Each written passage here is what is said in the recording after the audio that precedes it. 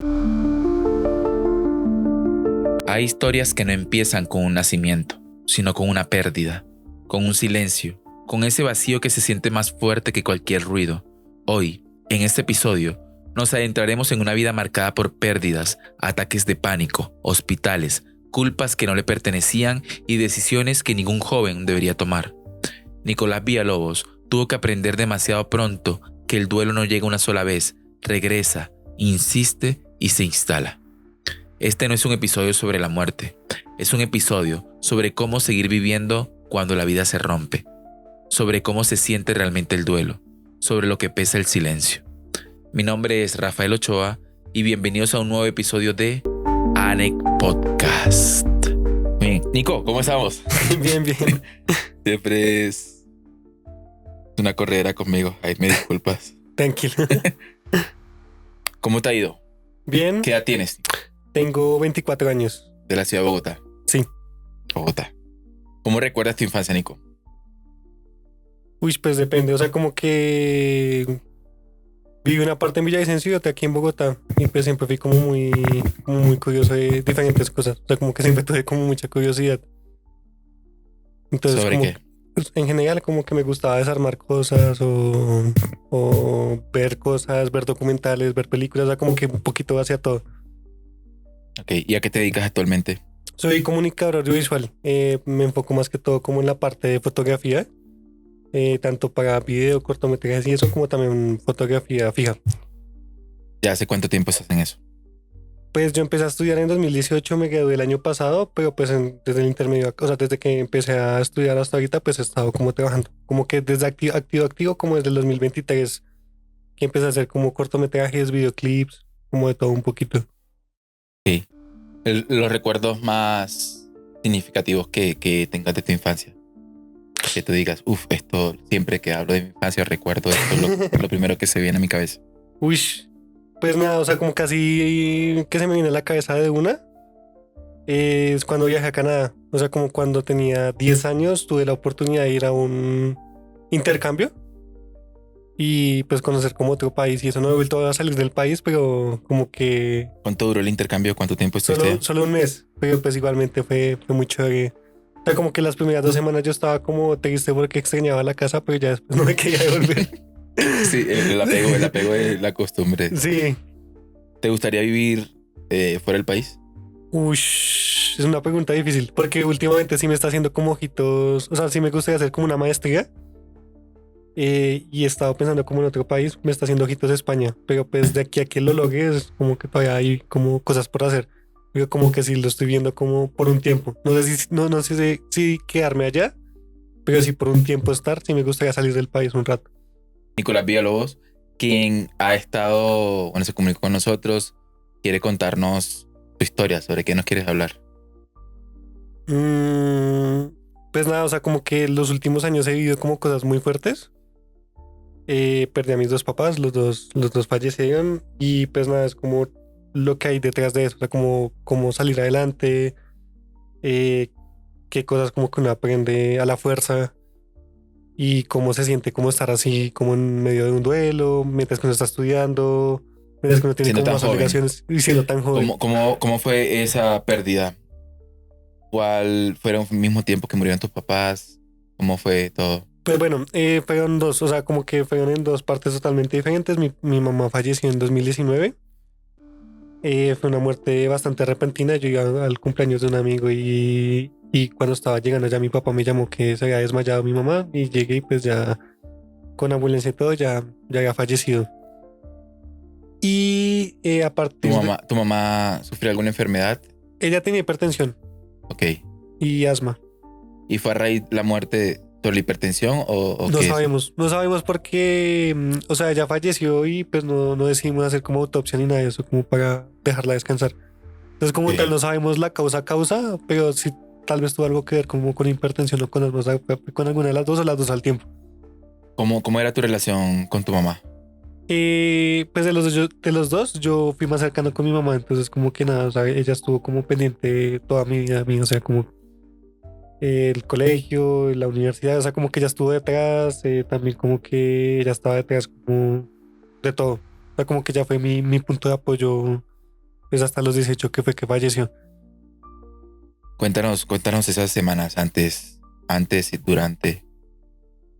Pues antes de que... ¿Hubo un aviso antes de que ella muriera o fue algo repentino? No, fue algo 100% repentino. O sea, lo único que hubo antes fue que mi abuela se enfermó y ella estaba en cuidados intensivos, ella bajó y se volvió esa semana y fue como un día muy inesperado. O sea, fue muy de totazo. Cuéntanos cómo fue el momento. Cuando tu papá te dice, te llama. Sí, no, me llamó y... ¿Dónde estabas? ¿Qué hacías? Ese día cumplía 18 años un amigo de la Ok. universidad. Entonces yo llegué allá, mi papá me llamó, no, que su mamá se desmayó, que se devuelva, yo no sé qué. Entonces como que me devolví. Eh, mm, y cuando llegué, como que estaba con mi hermano o sea, estaba mi papá y mi hermano y como que me dijeron, no, salga a buscar la ambulancia que se perdió. Entonces yo salí corriendo, la busqué, la encontré, subimos. Y pues nada, cuando En ese lapso de... ya estabas en el cumpleaños de tu amigo. estaba llegando, Ok. ¿Qué le dices al taxi o al carro que te regrese o te va? no pedí otro. Ok.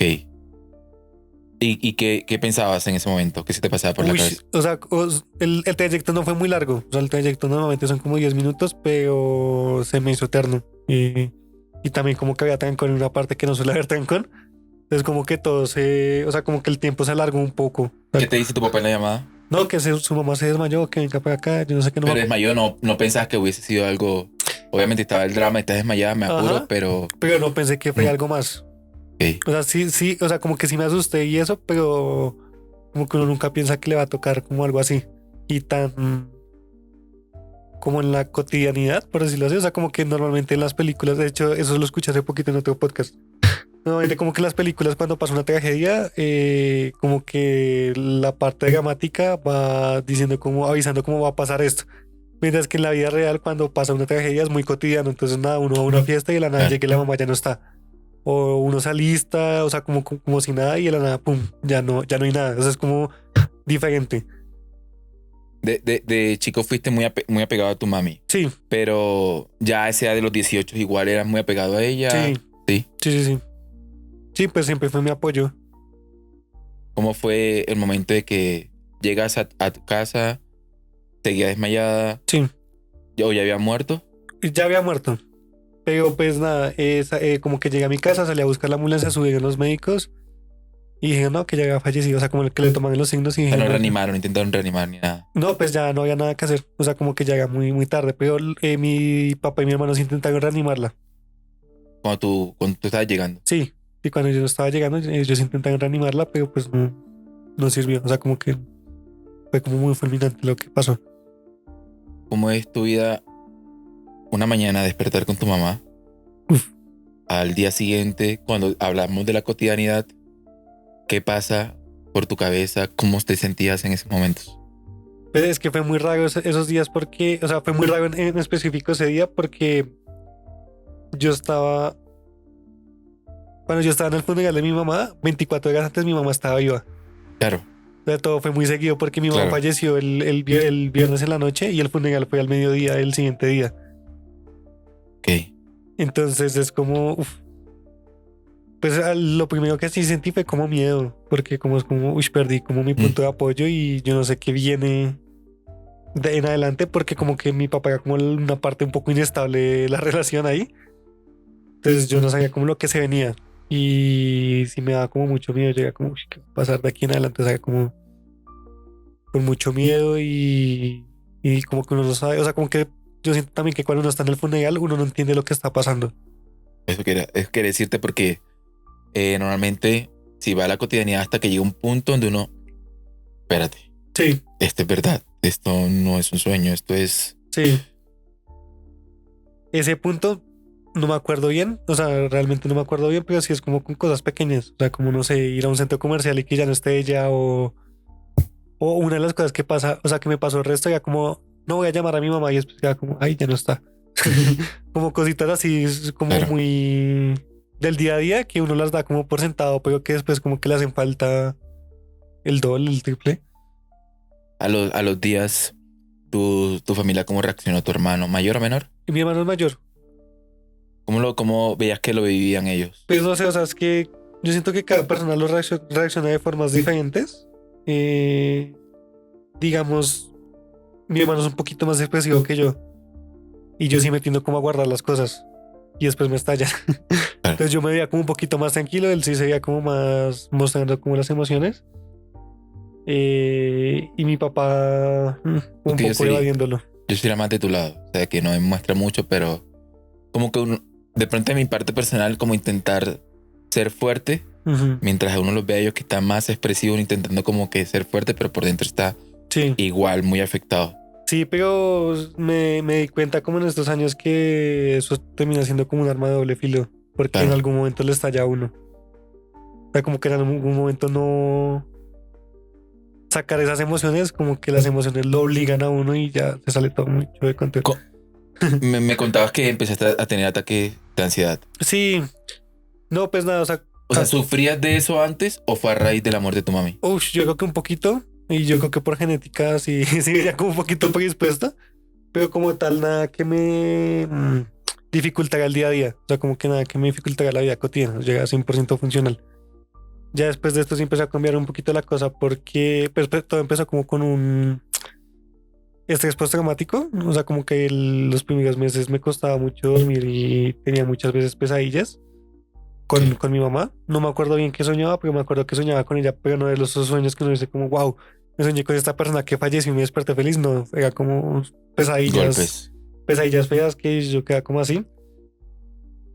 Y pues yo igualmente seguía estudiando. Y entonces como que el no dormir mientras que uno está estudiando es difícil. En qué semestre estabas en ese momento? Mi mamá falleció finalizando el segundo y el tercero fue el que yo estaba peor. O sea, como... Iniciando, claro. Ajá, y el tercero completamente, uy, el tercero fue horrible que fue como cuando como todo se me salió de control. Y pues nada, o sea, como que el no dormir y uno tener que ser funcional porque tiene que sí o sí entregar trabajos y sí o sí como resolver cosas es muy complejo. La cabeza está en otro lado y uno Sí, tiene que... y el cuerpo también, porque pues si uno no duerme, pues no es persona, o sea, no. De esos momentos críticos que tuviste, que tú recuerdes cuál fue la peor etapa. Pues yo siento que sé como tercer semestre porque primero yo no sabía qué estaba pasando con mi cuerpo y con mi mente. O sea, como ¿Cómo lo que vivías? ¿Qué sentías? pues mucho cansancio, también en esa época empezaron como los ataques de pánico, entonces muchas veces, o sea, como mi mamá muy como que no podía respirar, muchas veces me dan como ataques de pánico en los que yo sentía que no podía respirar y yo decía, aquí ya me fui. Claro, lo relacionabas con la muerte de tu mami cuando te Ajá. pasaba eso. Sí, yo decía, no, aquí ya me fui. O muchas veces yo estaba en clase y pum, me empezaba como a agitar y toda la cosa. Y yo siento que ya todo terminó de estallar cuando mi papá tuvo su primer derrame. Ok, cuántos meses habían pasado después de Como eso? 6, 7. Muy O reciente sea, todo, todo fue en el mismo año. 2019. Sí. Y fue en el mismo año, pero lo de tu papá venía de antes. Sí, mi papá tenía hipertensión de antes, pero él nunca se la cuidó. Y pues cuando hay algo tan emocional, tan fuerte, pues todos los males se salen de control. Y pues ahí se lo llevó también. Por ¿Cómo, algo. cómo era tu relación con tu papá después de la muerte de tu mami? Antes, ¿cómo era? O sea, antes era un poco compleja. La Sí. verdad, era bastante compleja porque pues era una persona un poco, no sé cómo explicarlo, un poco fuerte y como un poco autoritaria. Y, Padre. y que no mostraba como su parte humana. O sea, solo como que mostraba su parte fuerte y ya, pero como tal su parte vulnerable y como persona no. Entonces yo solo conocía como la parte de un papá un poco ausente que llegaba solo a Sí. poner sus cosas. Y ya después, o sea, ya después yo siento que, o sea, mi papá tuvo como 6 derrames en la cabeza por no cuidarse la atención.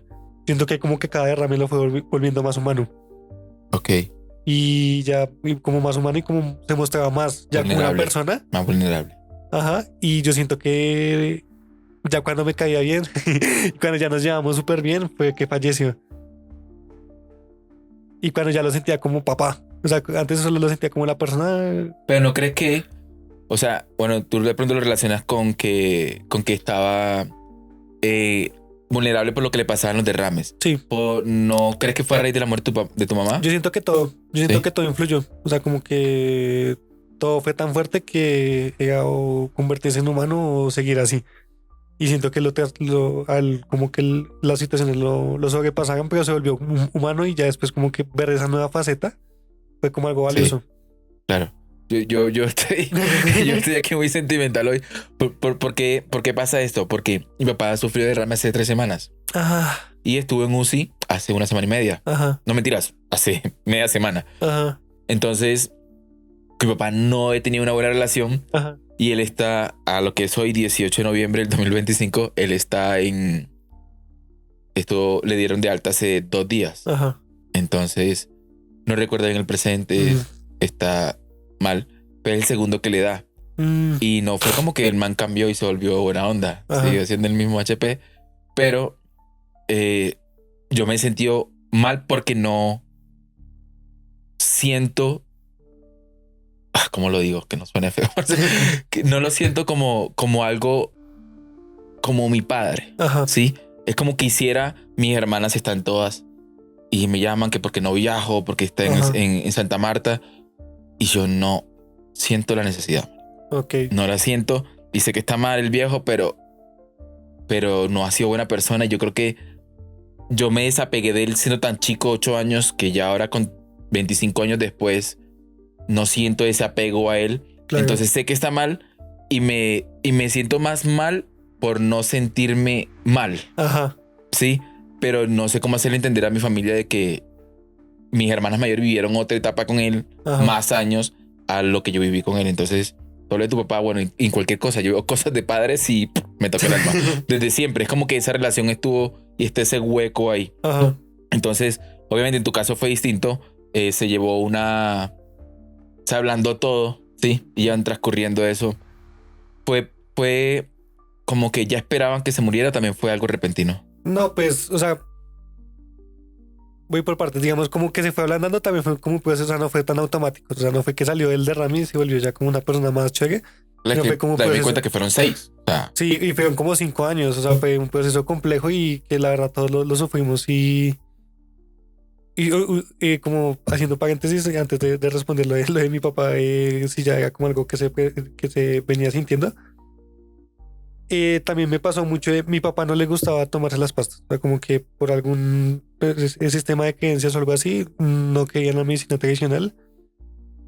Y él decía que él podía cuidar todo con la mente y yo no sé qué más cosas, pero siempre tenía la atención voladísima. ¿ustedes cómo reaccionaban los hijos con eso? Y pues nosotros, o sea, ahí llega como un momento en el que uno no sabe cómo expresarlo, porque, o sea, como que uno le da cosa que se mueva, o sea, como que uno le da tristeza, pero también es como la rabia de, oiga, me está haciendo ir todo el tiempo al hospital Nos a ayuda, o esto, sea, nos ayúdenos. ayúdese y todo eso, porque es algo muy complejo. Acabamos de perder a mi mamá y eso, pero también es como, no quiero que se vaya. Y es como una mezcla de todo, pero él solo se ponía a la defensiva y se escalaban las cosas, como, sí, como que se escalaban las cosas y como que eso siempre terminaba en peleas. Entonces ahí es donde uno llega como a un dilema moral muy grande porque es como, yo quiero que mi papá esté vivo, yo quiero que mi papá esté bien, pero él no se quiere cuidar.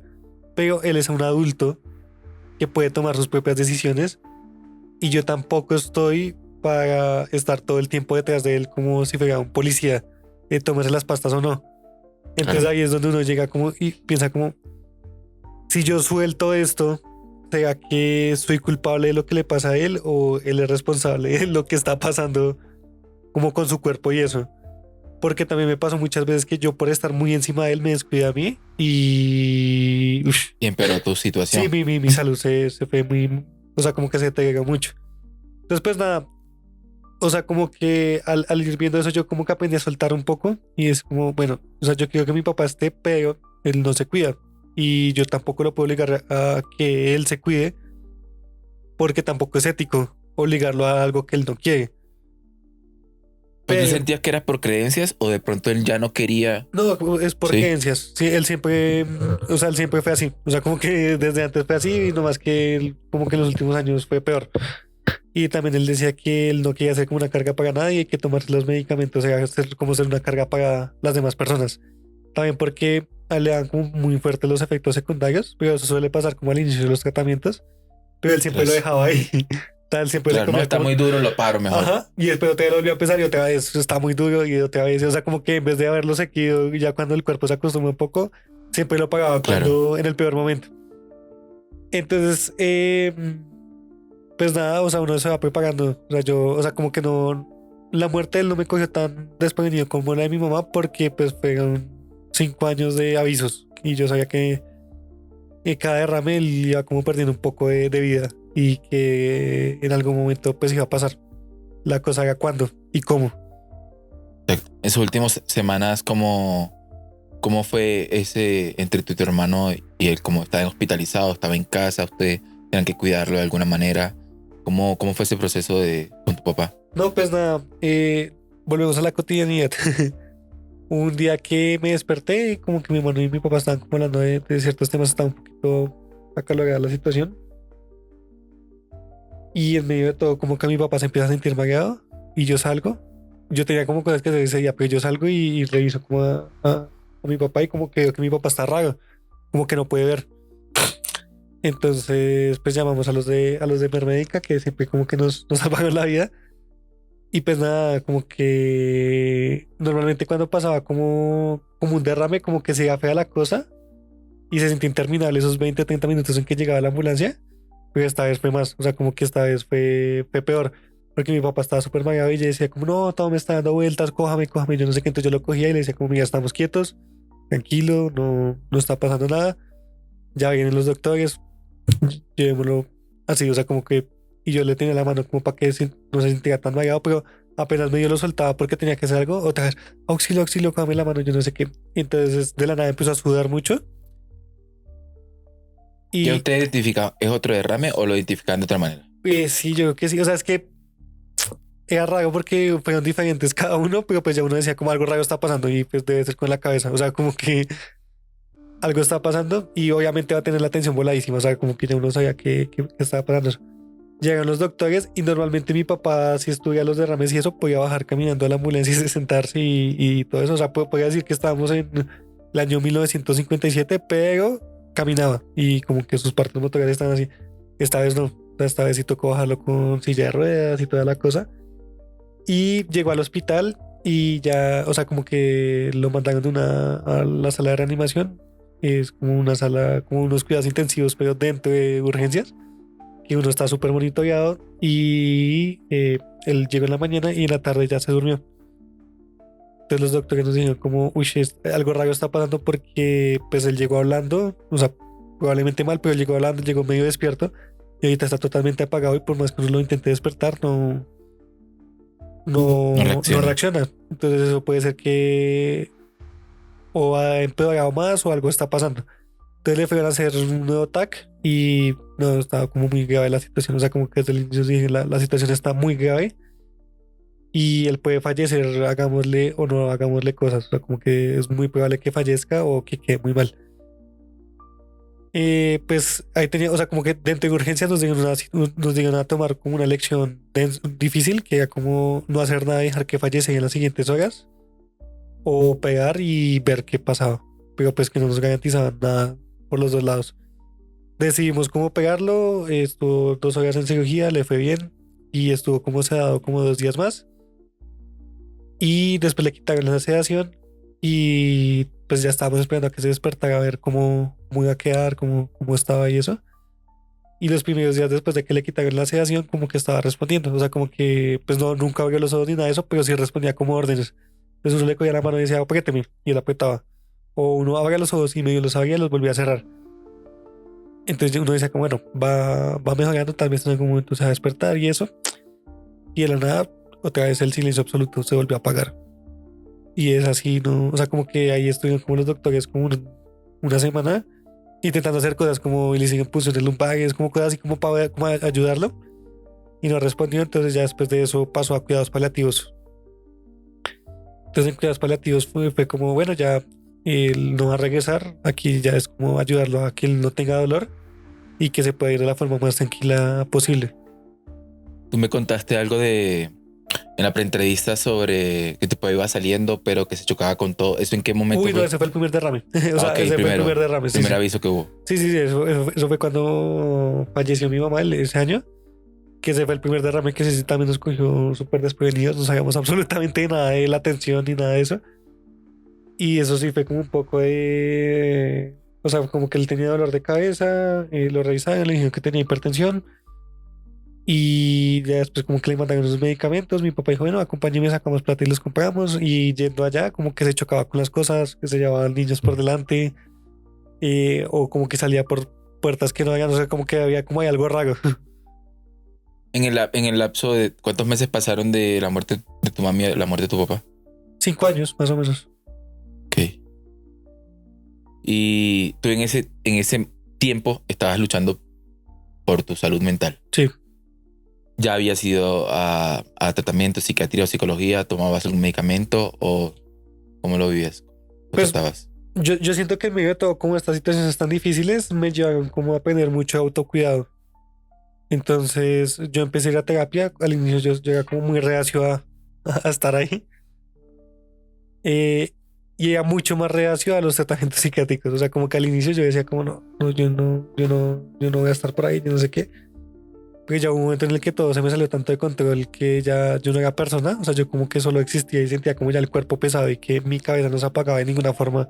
Así yo quisiera dormir o eso. Que ya tocó. O sea, como que ya tocó como con medicamentos y eso. Y también como que no sé, como que la gente los sataniza mucho. Y ya cuando yo los empecé a usar, yo dije como no, la gente los sataniza mucho y ¿por qué no empecé antes? O sea, como que hubiera resuelto muchas partes biológicas Claro. que necesitaba, pero dejé escalarlo hasta el tope, como también hacía mi papá. O sea, como que dejaba escalar todo hasta lo máximo, hasta que ya no se podía. Y pues yo empecé con medicamentos como en 2020, todavía sigo con medicamentos. Y con terapia psicológica y siento que si no hubiera sido por eso, yo no sé dónde estaría en este momento. ¿Qué medicamentos tomas? Yo tomo antidepresivos. Yo tuve una parte de mi vida que muy poca gente sabe y es, yo también estuve, creo que, no sé si cómo se llamó, pero todo a mí se me somatiza Somatizar, sí. en el abdomen. Entonces todo lo que comía para el baño, todo. Y habían pasado un mes y medio y no se me encontraban los médicos que tenía y terminaba un mandato antidepresivo después de pasar por psiquiatría y demás. Me dijeron, no recuerdo la pastilla, pero era muy pequeña, muy chiquitica. Y me dijeron, tómate la mitad porque es muy fuerte. Esa primera noche se me durmió la media cara, la lengua. Sentía que no podía hablar, me sentía que no tenía el control de mí. Y era algo muy curioso porque que quería llorar, pero no podía. Ujú. O sea, era como que sentía por el fondo la sensación de querer Sí, llorar, pero pero no no podía. salía. Y me sentía impotente porque yo quería expresarme. Entonces, nada, dejé de tomar eso y sí, fue con tratamiento psicológico. Ujú. Pero en tu caso, cuando ya llevas tanto tiempo medicándote, cuando no tomas o has visto qué pasa, sientes diferencia si no tomaras tu medicamento, Pues como tal nunca los no he has suspendido. suspendido, pero hemos estado en planes de ya dejarlos. O sea, como que yo ahorita estoy con las Queda dosis poco. más mínimas y hemos intentado dejarlo, nomás que siempre pasa algo. O sea, como que los íbamos a intentar dejar el año pasado y pum, falleció mi papá. Entonces tocó quedarnos Claro. quietos porque la psiquiatra dijo, Sí, en sí. este momento no estamos. O sea, como que mejor estar seguros y ya después vemos. Pero y me tocó subir la dosis también como por si acaso.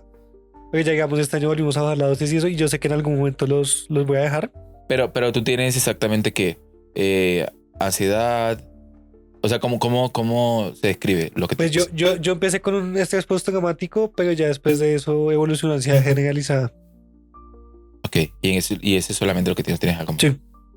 ¿Tú cómo ves la muerte ahora? O sea, a raíz de haber tenido tantas pérdidas en poco tiempo y pérdidas de los pilares, prácticamente uno como joven. ¿Cómo ves la muerte? Es muy raro. Es muy raro porque yo siempre le tuve miedo. O sea, yo me acuerdo que cuando tenía que 5 o 6 años, yo me despertaba como a medianoche llegando diciendo que no me quería morir. No sé por qué, pero Ujú. como que en esa época descubrí que uno se podía morir y que como, uff. Y también, o sea, como siguiendo en línea de tiempo, como que también uno a veces piensa que la muerte es algo lejano porque pues uno no la tiene ahí cerca. Pero siento que estos últimos años la he tenido al lado. O sea, es como si tuviera un personaje al frente mío que es la muerte y me ha estado persiguiendo y digamos, pasó algo con la muerte de mi papá que el día que falleció, bueno, Ya como por esos días, uy, paguen, vuelvo un poquito atrás. Resulta que el papá de mi tía, de mi prima, falleció hace como 3 años y él falleció como en la casa de ellos. Y él entró como en un tipo de coma diabético, una vaina así, no me acuerdo bien. Pero mi prima, como que en algún momento me dijo que ellos lo ayudaron a irse, o sea, más que retenerlo aquí, lo ayudaron a irse y fue porque ya no había nada, no había mucho que hacer. Entonces yo le dije, como, mira, ya te puedes ir tranquilo, nosotros aquí solucionamos, tú tranquilo, bla, bla, bla. Y yo en ese momento quedé como, "Ush, no, yo nunca haría eso". 2 años después, estoy yo en el hospital y yo decía como, o sea, como que los médicos nos decían como la situación está muy grave, si va a quedar muy mal. Yo pensaba como, no, mi papá no, o sea, mi papá lo último que querría es estar así sin poder moverse porque él es una persona muy inquieta y tal vez iba a tener como problemas de movilidad y cosas así, o iba a quedar muy mal, o sea, como que el pronóstico era muy grave. Y fue como cambiar el chip de yo quiero que mi papá esté, pero pues ya Pero él no no, así. sí, y él no puede estar y no así. Entonces yo esos últimos días le decía como, "Oye, si se tiene que ir, hágale". Ya no reacciona, ¿verdad? Ahí cuando tú me dices que estaba Sí, apagado. Sí. ya no, pero pues tal vez nos estaba escuchando, quién sabe. Entonces yo le decía como, "Oye, ya pues no se puede hacer mucho. O sea, usted ya tomó sus decisiones y por eso está aquí, pero puede irse tranquilo". O sea, como que no se fuerza a quedarse aquí. Si se tiene que ir, váyase tranquilo. Nosotros aquí vemos cómo solucionamos. ¿Solo hablaste con tu hermano antes? ¿Fue una No, conversación o simplemente yo ya con mi lo... papá, Ok. yo con mi papá solo. Y el día que falleció, yo casi que estaba ahí. O sea, como que yo estaba ahí, pero justo salí en el momento que falleció. El día que falleció, nosotros teníamos como visitas a las 11 de la mañana, creo que era. Pero como mi papá ya estaba como en cuidados paliativos, nosotros podíamos ir a cualquier hora del día, porque el hospital nos dejaba entrar. Entonces yo ese día me desperté súper cansado y dije, no, pues yo voy a ir en la tarde, a las 3 de la tarde. Pero pues algo me dijo, no, vaya mejor no haga la visita. Eso fue como que tuve como un presentimiento. Y llegué y no, o sea, como que la habitación estaba re densa porque estaba saturando muy mal. O sea, como que uno normalmente lo mínimo es 90. Mi papá estaba como por 60, con intubación y todo. Entonces ya como que los doctores me dijeron como no, lo más probable es que se vaya hoy. Entonces yo y usted mejor voy al almuerzo y me alisto y eso porque la tarde va a estar pesada. Y yo, ok. Y pues yo dije, pues me voy a quedar como una horita más. Y en esa hora, él dejó de respirar 2 veces, eso que todo se ponía así quieto. Pero Una máquina, sí. el ventilador le mandaba otra vez oxígeno y le volvía como la vida. Entonces yo muchas veces lo cogía a la mano y le decía como, "Oye, ya se puede ir, usted tranquilo, hágale". Pero estaba cagado el susto, o sea, la verdad, no, o sea, lo digo así, pero tuve No sé, también un claro. momento en el que yo estaba cagado el susto como al lado y yo sentía como la muerte que estaba ahí al lado mío, Qué denso. en la sala. Y pues yo le dije a mi tío, el hermano de él, como ya se nos está yendo. Y él dijo, no, pues ya, yo ya voy, yo no sé qué necesitas ayuda. Yo sí, vengan, por favor. Y pues yo salí un momento y me dio la pálida. O sea, salí un momento y como que me dio la pálida porque siento que fue algo muy fuerte y como que a lo que uno no está preparado. Y pues nada, como que me tomé algo ahí como para ver si podía volver. Y llegó mi tío, entró y yo salí como a almorzar y falleció en ese lapso de tiempo. ¿Y tu Y él, hermano qué hacía? mi hermano estaba descansando porque él se Por se dobleteó turnaba. muchos y él se dobleteó muchos turnos y ya estaba como que no podía más. Después ese día tenía como su día de descanso y pues ya en la tarde llegó, lo vio y ya eh, pues nada, o sea, como que hasta ahí llegó como el tema del hospital. Y pues nada, como veo la muerte es como raro, porque todavía me da miedo. Eh, Como que todavía no acepto que algún día me va a morir yo, pero ya acepto que las demás personas se pueden morir. Pero como que todavía me sigue como costando como pensar mi muerte, o sea, como que en algún momento va a llegar, porque igualmente me da miedo. O sea, yo me pongo en la situación, digamos, de mis papás y me pucha, da miedo no poder respirar o uno que le dé un derrame cerebral o algo así, debe ser Claro, y eso también angustiante. te genera ansiedad. Sí, pero en este momento estoy un poco más tranquilo que antes, pero igualmente sí a veces me da como cosas así, como que me pongo a pensar en el tema y sí me viaja un poco. Aunque las muertes de tus papás fueron momentos distintos, una fue inesperada, la otra era como que les dio tiempo de prepararse. Ajá. ¿Qué sientes que fue lo más distinto al haber perdido a tu mamá y a tu papá? Tú, bueno, con tu mamá tenías una relación mucho más cercana con tu papá se iba arreglando con el tiempo, Ajá. pero sientes que pudo, en tu caso de manera personal, pudo haberse vivido de otra manera una relación con ellos, o era simplemente estoy joven, pienso distinto, se me debe respetar, o simplemente dices no, debí ceder en algo, o sea, algo que tú digas no, debí ser distinto en estos momentos, en algún momento con ellos. Ush. Pues digamos, con el tema de mi mamá, yo sí me di cuenta que estaba como que a veces yo hacía como cosas muy en automático que le podían hacer daño. Pero pues es como me hacía falta también educación en el tema, como de expresar, más que todo como expresarles las cosas, como de que a veces yo las expresaba muy fuerte, pero pues también me hacía falta educación como en eso que yo mismo tuve que aprender ya más adelante. Es como que esas cosas como que a veces como que me pesan, pero pues a la vez que como pues ya no se puede hacer mucho. Y lo único que puedo hacer es mejorar como persona y construir como el hombre que yo quiero ser y no el que aprendí a hacerlo a las malas en esa época. Y en cuanto a mi papá, yo siento que con mi papá pues no tengo como ningún cargo de conciencia porque todo lo que pude hacer lo hice. Y pues yo siento que el hecho de que se haya muerto mi mamá antes como que me preparó y como que me puso en otra perspectiva de aprovechar como lo que queda. Digamos con esa persona y pues mi papá ya venía dando sus señales. Era como, pues yo tengo que aprovechar lo que tengo de él. También a veces ponerle límites. ¿Cómo que límite colocabas? No límites fuertes. O sea, una vez que eh, nosotros tenemos un carro que está a nombre mío, pero mi papá lo manejaba en esa época porque yo no sabía conducir en esa época. Pero mi papá tuvo como su segundo derrame cerebral y salió y que le diera las llaves del carro. Y el man como, o sea, el man decía que estábamos en 1957. Que me dé las llaves del carro y se me hizo tan feliz. Yo no se las voy a dar. O sea, Claro. yo no me voy a meter en eso. Te digas lo que haré con usted, pero con las demás personas sí tenga cuidado porque te puede estrellar y... Sí, no, yo entiendo muy bien porque en el primer día mi papá, a él le mandaba unas pastillas que lo adormecían mucho. Ajá. Y él aún así quería sacar en el carro. Y salía. Papás. Y salía. Ajá. Porque obviamente él vivía solo y... Claro. Pero siempre el miedo de... Va a pasar algo. Va a matar a alguien y...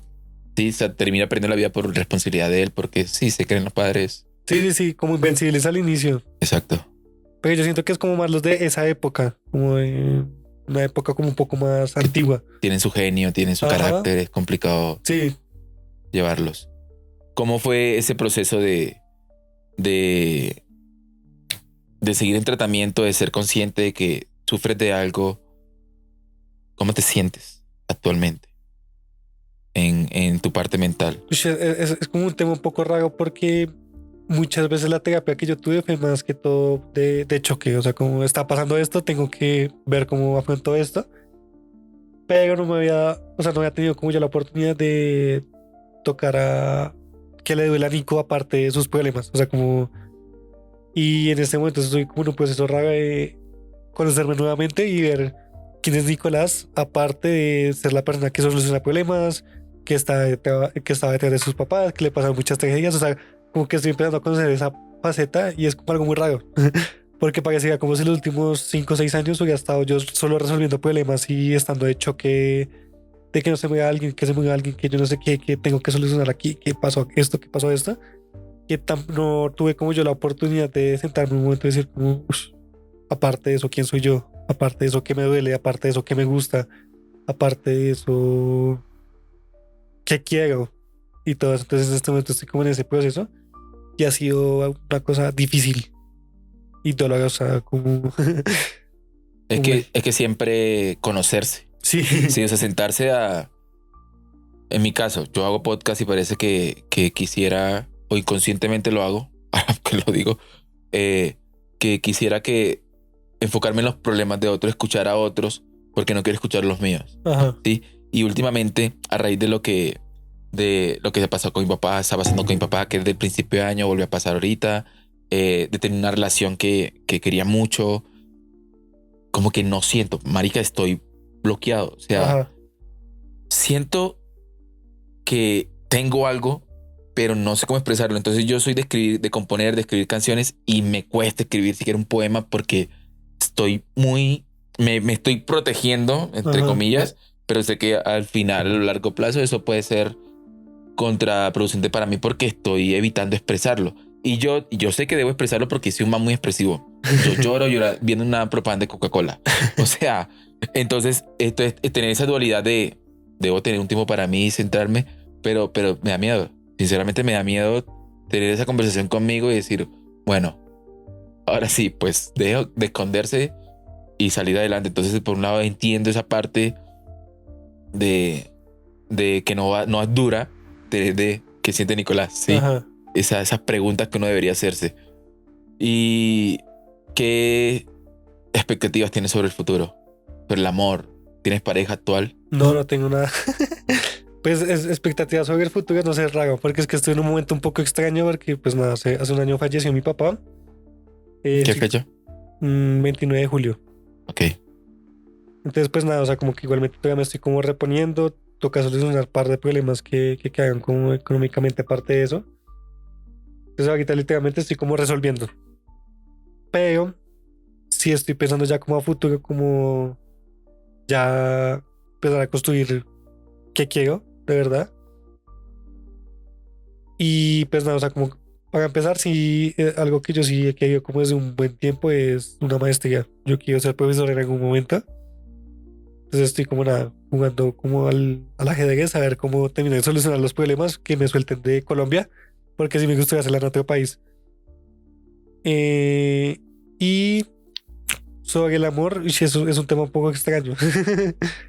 Sí, es extraño. Porque sí, no, porque, o sea, como que las experiencias que yo he tenido con el amor han sido no tan chéveres y han sido como más desde, no sé, como una necesidad y como desde lo que, sí, como desde la necesidad que sobre el hecho de amar, de apreciar lo que hay y eso. Entonces, pues, he estado como en relaciones muy pailas por eso.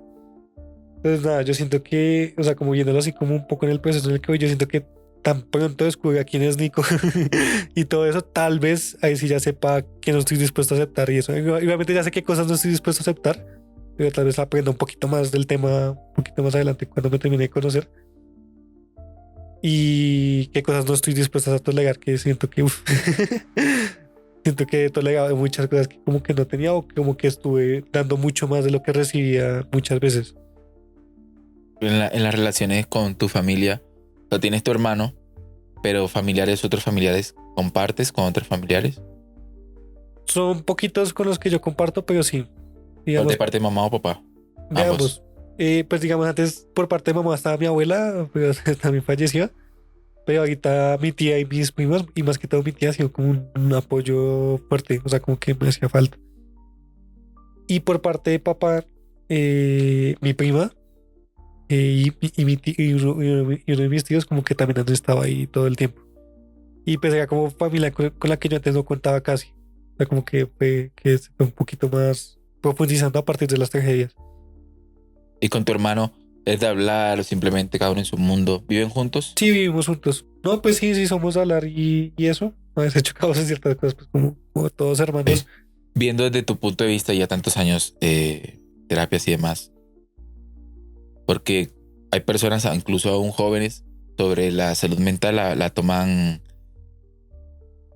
o no en serio o no creen, o tú cómo ves, cómo hubieses vivido si no hubieses tenido el tratamiento, los tratamientos que tienes actualmente. Ush. No, sí, sí, sí, yo no había tenido tratamiento, yo no sé dónde estaría en este momento. Porque es que perdí mi funcionalidad 100%. O sea, como que el hecho de no dormir, que era como de las cosas que más me pasaba, uno no es persona, uno no piensa, uno no, o sea, como que el cuerpo pesa mucho, o sea, como que uno no es muy funcional. También me pasaba algo, digamos, con el estómago. Uf, me daban unas gastritis que yo decía como, ya me estoy, o sea, como que ya usted me está desarmando el estómago. Hasta me hice endoscopia y todo por allá estaba normal. O sea, lo que estaba sintiendo yo era algo ahí. También, digamos, como el hecho de gestionar emociones. O sea, toda la parte física que es, pero también la parte emocional de gestionar emociones y eso. Yo siento que también eso lo convierte a uno en una persona muy paila. O sea, como el no gestionar las emociones, uno se puede llevar al entorno por delante sin quererlo. O también a uno, o sea, como que uno tampoco se cuida, no tiene el autocuidado, entonces uno es capaz de dejar pasar muchas cosas que no. ¿Crees que tomaste decisiones referente a a la ayuda de la salud mental tarde o a tiempo? Yo siento que tarde, o sea, Sí. me hubiera gustado antes porque ya fue cuando yo ya no podía dormir y ya no podía hacer nada, que me tocó llegar. Ya había muerto tu mamá. Sí, Sí. que me tocó llegar de urgencias porque si no, yo no sabía cómo iba a acabar. Ese momento que fuiste de urgencia, ¿cómo te sentías? O sea, Pues, ¿qué había pasado en ese día? ¿Cómo te sentiste? Dice, o ¿qué te hace pensar que es de urgencias? pero fue 2 veces. O sea, la primera vez fue después de como a los 2 meses de que mi papá tuvo su primer derrame, le dio una crisis hipertensiva, entonces fuimos al hospital y ya después de eso yo dejé de dormir como una semana y yo escuchaba las ambulancias, o sea, como que tenía el bucle de las ambulancias en mi cabeza y todo eso, entonces ya es desesperante, o sea, es desesperante uno no poder dormir. Y pues nada, yo empecé a llamar otra vez a los de Mermédica, ya desesperado y como que ellos me dieron como un sedante y no, eso fue peor. Eso fue peor porque me volví loco, o sea, como que esa noche me volví súper hiperactivo, yo sentía que me iba a morir otra vez y todo eso. Y los estuve molestando toda la noche hasta que un momento me dije, no, ya nos toca irnos de urgencias. O sea, ellos fueron los que también la decisión, fue como nos toca irnos de urgencias porque ya algo raro está pasando y si sería bueno que te revisaran a un psiquiatra. Después él me dio allá en urgencias me dio unos medicamentos que fueron muy fuertes, yo no los toleré y los tuve que suspender. Y después, ese mismo año, ya eh, como ya en el segundo semestre, más o menos hacia acabando el año, otra vez me volvió a pasar lo mismo que yo estaba estudiando y creo que también fue otra vez una crisis, sí, creo que otra vez una crisis hipertensiva de mi papá y otra vez dejé de dormir y estamos en pandemia. Es un poquito más suave porque pues no tenía que despertarme tan temprano y eso, pero igualmente otra vez dejé de dormir y eso. Y es desesperante, o sea, es que no poder dormir por tantos días es algo feo porque uno no sabe, uno no tiene certezas de lo que va a hacer el otro día. O sea, como si mañana tengo que entregar este trabajo, pero o sea, que sí lo puedo entregar porque no, pues, no estoy durmiendo y todo eso. Y esa vez que yo fui voluntariamente a una clínica psiquiátrica. Y ahí me mandaron medicamentos y pues nada, eso sí los toleré y ya desde ahí he estado como ya más constante en eso. Entonces nada, es que es muy desesperante. O sea, lo que digo es como que muchas veces que uno no aguanta tanto los síntomas físicos que uno es como ya no quiero sentir nada. Y ese no quiero sentir nada, uno lo puede llevar sin querer a pensamientos suicidas. Que yo no tuve del todo, pero sí tuve los pensamientos de no quiero sentir nada. Pero de eso a un pensamiento suicida es un paso. Es un mal día y puede acabar muy mal. Para, para jóvenes o personas que estén pasando por una situación parecida de duelo, ¿tú qué les dirías? ¿Qué te harías?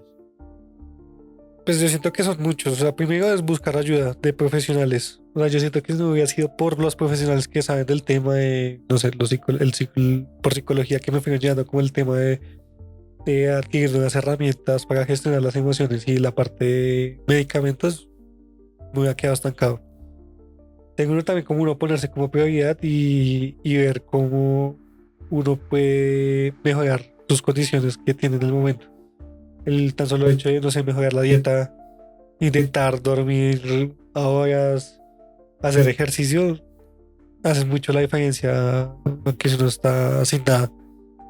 Y también saber poner límites. O sea, muchas veces cuando uno está en duelo, pues uno está al 50%, 30% de uno mismo y pues uno no está obligado a hacer todo. Entonces es saber cómo hasta dónde uno puede llegar en ese momento y no sobrecargarse, porque pues ya es muy denso lo que está pasando en el entorno como para uno irse a sobrecargar más con cosas de uno. Y también siento que otra parte muy importante es encontrar una red de apoyo. Muchas veces la red de apoyo de la familia, pero digamos en mi caso no fue tanto así, sino fueron mis amigos. ¿De la Y universidad o colegio? de todo. Entonces era como muchas veces yo muchas veces como que los ataques de pánico les dije, miren, esto funciona así, probablemente no pueda respirar, pero es más que todo en mi mente porque si estoy respirando bien, pues ayúdame como a volver y a respirar más lento o trátame así o yo no sé qué, o tan solo el hecho de un día llamar llorando a alguien y que lo escuchen a uno ya es como, wow, no estoy solo en esto y puedo salir adelante, pero también tampoco sin sobrecargar a las demás personas, o sea, como en los límites sanos. O sea, sí buscar como ayuda, pero también uno trabajar con uno mismo para tampoco sobrecargar a las personas, pero tampoco no buscar ayuda pensando que uno va a sobrecargar a las demás personas. Es como encontrar un equilibrio como muy raro porque es como muy tira y afloje, pero es como encontrar un equilibrio de uno buscar en qué momento uno puede ir encontrando su nueva independencia emocional y física, pero también buscando ayuda, pero sin que las demás personas le hagan todo a uno. Es como un límite un poco raro. No, y yo pienso que el pensamiento de las personas que sufrimos, padecemos algo, sentimos algo, del no contarlo es con la idea de que vamos a cargar al otro, o al otro no le Ajá. importa, o al otro porque sí, es esa sensación recurrente, porque la he escuchado, me ha pasado también, de querer quedarse con todo para no cargar al otro. No, y eso es muy grave, yo siento, porque ya cuando, o sea, ya uno termina buscando ayuda cuando uno no puede más.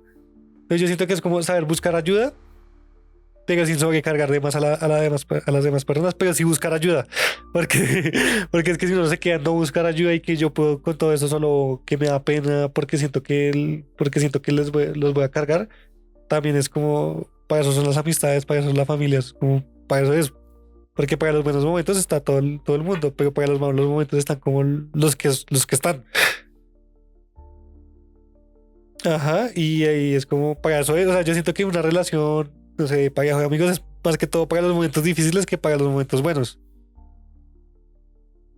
Bueno, Nico, qué bien, qué entrevista. Realmente ahí me pegué mis chilladitas y no, y te agradezco por decidir abrirte con nosotros, contar lo que has pasado. No es fácil. Realmente, aunque te ha costado, te ha llevado tiempo, te ves muy fuerte referente al tema y, y es como una manera de aceptar de que uno tiene control sobre todo. O sea, las personas tristemente se van y ser conscientes de que eso pasa en la vida, ¿no? Como creer que todos son inmortales o que todo dura para siempre, que suele pasar mucho. Es del humano, que somos los más débiles Ah, de seres vivos y somos los que más nos aferramos y renegamos algo tan natural que es la muerte. Eh, Busquen ayuda, las personas que lo necesitan, no están solos, lo dice aquí Nico, es una red de apoyo, buscarse. A veces uno siente eso, que está incomodando a los demás, pero siempre habrá alguien que quiera escucharte, dedicarte tiempo y se puede. Gracias realmente por haber compartido tu historia, por haber llegado hasta acá y no sé, quieras compartir tus redes sociales, sobre tu trabajo, quieres hablar sobre eso. pues bueno, mi Instagram es arroba raya al piso by Anto con TH, raya al piso. Por ahí lo dejaré en la pantalla para que... Y pues nada, como que mi trabajo aquí va más que todo como hacia fotografía, tanto para video como para foto. Pero también he estado como metiéndome en la parte de guión, y de hecho tenemos un cortometraje que habla un poco sobre el duelo, que se llama Silla Vacía, que es... ¿Ya está publicado o lo...? no, todavía no. Ok, Es que estamos viendo a ver si sale como en algún festival, ok, pero listo. yo siento que tan pronto como que veamos a ver si sale en algo o no, lo terminamos liderando. Pero nada, pues Silla Vacía surge como desde eh, sobre la técnica de la Gestalt, que son unos psicólogos alemanes, que es de poner una silla al frente y pensar que está la persona que falleció y decirle como las cosas que uno no le dijo en vida. Sí, entonces es como un poquito así, el cortometraje es un poquito diferente, o sea, como que desde ahí sale la premisa, pero pues yo lo testé un poquito más. Y ahorita estoy como en vías de hacer otro cortometraje. En este momento estoy en procesos de guión. Me lo estoy llegando totalmente, entonces no sé de qué se trata, pero ahí vamos, pero también tiene que ver como algo como con el duelo y como más con la parte paterna. Y yo siento como que todo lo que me ha pasado puedo transformarlo un poco con el arte, y es como algo que voy buscando, digamos, con la parte de guión y dirección de cortos, que también lleva su proceso porque escribir es difícil. Es difícil, y más cuando uno toma como insumos de esos temas que son como tan potentes que uno tuvo. Y nada, pues ahí. Bueno, si quieren conocer un poco más y esperar cuando saque los cortometrajes, Nico, los pueden seguir en redes sociales. Y nada, Nico, nuevamente gracias por haber estado acá y esperamos vernos en otra oportunidad. Listo, muchas chao. gracias a ti, chao. Chao, chao.